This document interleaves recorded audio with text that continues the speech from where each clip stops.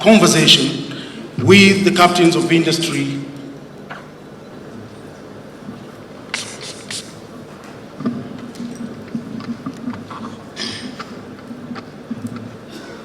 projects that will ease project financing by the financial institutions, particularly business that is represented in this delegation on the state visit today.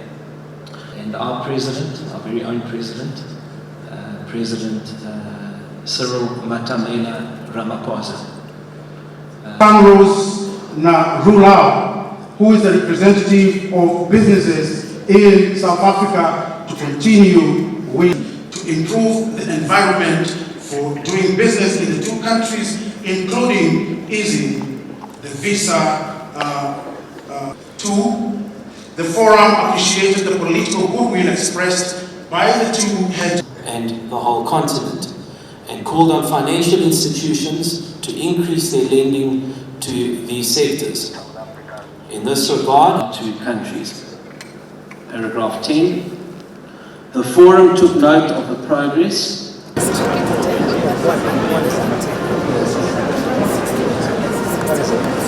always want certainty and predictability and stability. We wish to commend you and your government on many and most occasions, and particularly in healthcare. So drawing from that lesson, in a mere 20 years' time, 1 out of every 6 citizens, financial institutions.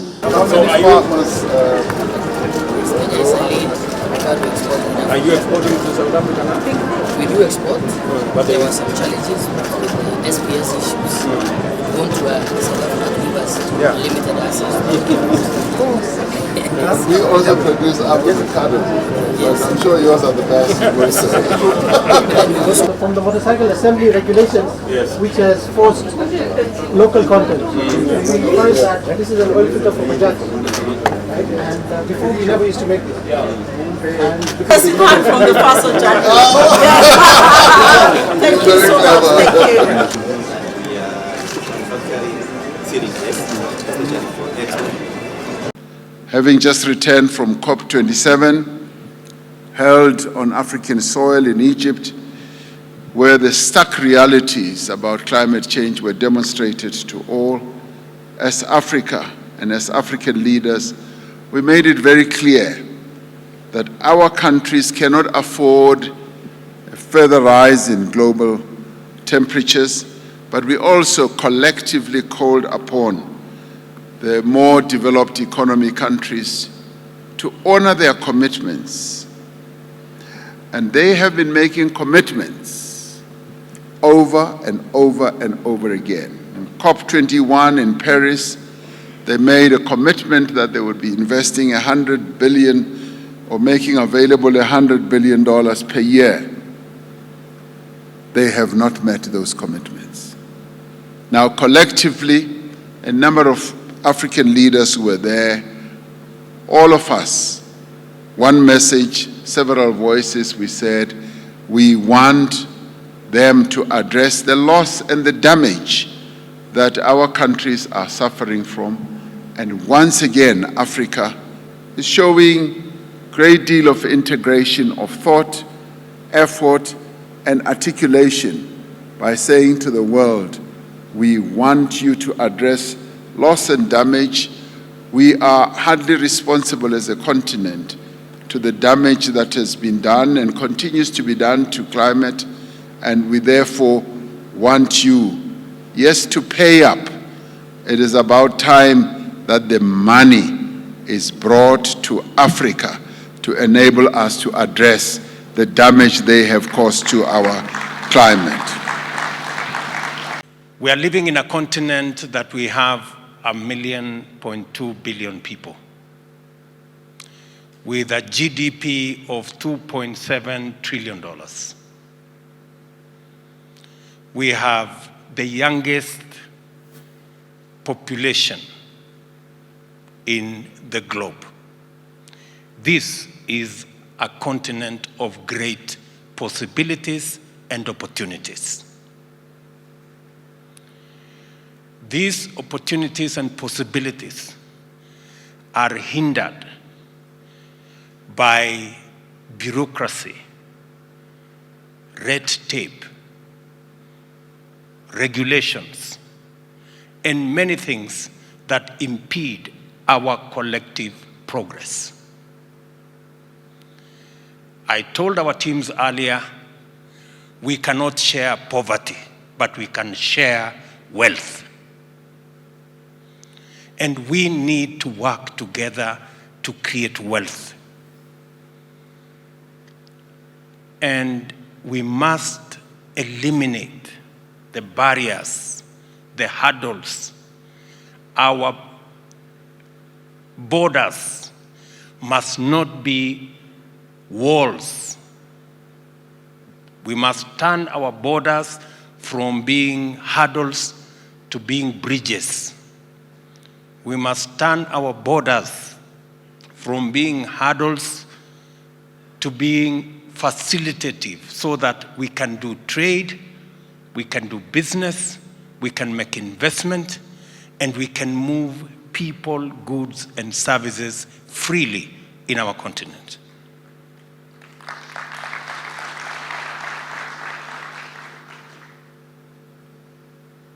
Kenya and South Africa are struggling to export to Europe and all manner of places. And yet, there exists market and opportunity in Kenya and South Africa. 70% of trade, intra-European trade. Africa is at 19%. What a shame. And we still want to have a conversation about, oh, you know, we have this regulation, and you know, we have this other regulation, and you have to wait. I mean, surely, good people. Sometimes, even when we want to make decisions at the policy level, the business people are the ones holding us back. Or you know, that guy is going to take over my market, and the other guy is going to take over my market. Please, let us have one big market. Forget about your small market. Let us work together. Instead of selling to a few people in Kenya or selling to a few people in South Africa, let us sell to the many people in Africa by tearing down the borders that limit our opportunity to work together.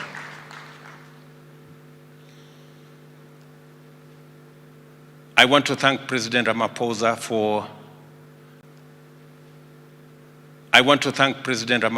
for working with my team and myself to eliminate some of the barriers that we have. Our ministers have instructions that South Africa and Kenya are in one neighborhood, and South Africa and Kenya hold the potential of unleashing the opportunities in our continent by working together. Combining the experience, know-how of the South African people with the agility and the innovation of the Kenyan people, the limit is the sky. There is no limit. We have limitless opportunity by working together. I want to promise my good brothers from South Africa that Kenya is open for business and Kenya wants to work with you. We have agreed on many of the other issues, and I want to thank our officials for being supportive of the positions that we have taken. Eliminating the barrier on meat exports. Why on earth would we ban South African meat from coming to Kenya or Kenyan meat from going to South Africa? Why? There is absolutely no reason. And listening to the good lady who came to speak to us about these barriers, I never heard her say, this is very difficult. She kept on saying, this is easy, this is simple, We are going to do this. So I am here to come across anything that is so difficult. I have only heard about things that are simple and easy. The question I ask myself, easy and simple, why am I not doing them? Let's just do this easy and simple things and get us working and get us doing business. We have sound South African investments in Kenya, from DSTV to Standard Bank and all the other operations. And I was very pleased to see the kind of partnerships in the various companies that we went through here in the grounds down outside here between South Africa and Kenya, from textile to furniture to manufacturing to fintech companies. And I want to tell you that South Africa and Kenya hold the key to unlocking the possibilities in the continent of Africa. We need to work together. And between me and my elder brother, I want to promise you that we are going to open doors for you, not just in Kenya, not just in South Africa, but in the continent of Africa, so that we can leverage on your expertise, on the resources you have to open our continent and to unlock the potential of wealth in the continent of Africa.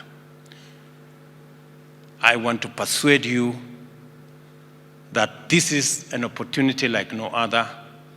This is an opportunity of our lifetime. And even in the face of the challenges that we face with climate change and all the other attendant drought, floods, famine, we can still position our continent not just as a victim of climate change, but actually as a place where we can play a role in resolving the challenge of climate change. We have enormous resources in the green energy space. We have huge opportunities from our young people and the natural resources we have in this continent. The opportunity is beckoning for us to work together, and it starts somewhere. And I want to pledge that it starts with South Africa and Kenya. We have huge opportunities in Kenya for South African private sector and business entities. We have investments, we have huge opportunities in our housing and settlement plan. We are short of 2 million houses. My good brother, President Ramaphosa, told me, you have already built 4 million houses in South Africa. We want to build at least 200,000 houses every year. And we want South African companies to come and work with us. Bring your technology, bring your investment. We are going to give you the land. We are going to build the infrastructure for you. We are going to make sure there is a sewer line, there is a road, there is electricity, there is water. And when you complete those houses, we are going to buy them from you. As soon as you complete, you hand over the keys to us. We pay you, you go to the next project as we look for mortgage for our citizens. You have opportunity.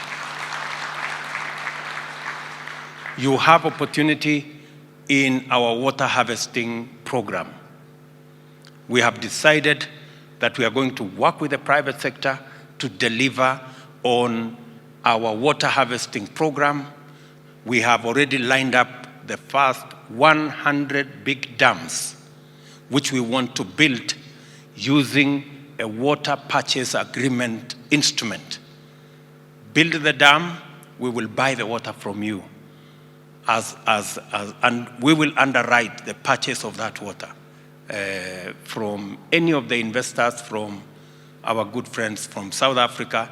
There is tremendous opportunity for you to co-invest with us and for us to give you opportunity to earn good rands, good shillings, maybe even dollars from our working together under the private-public partnership window.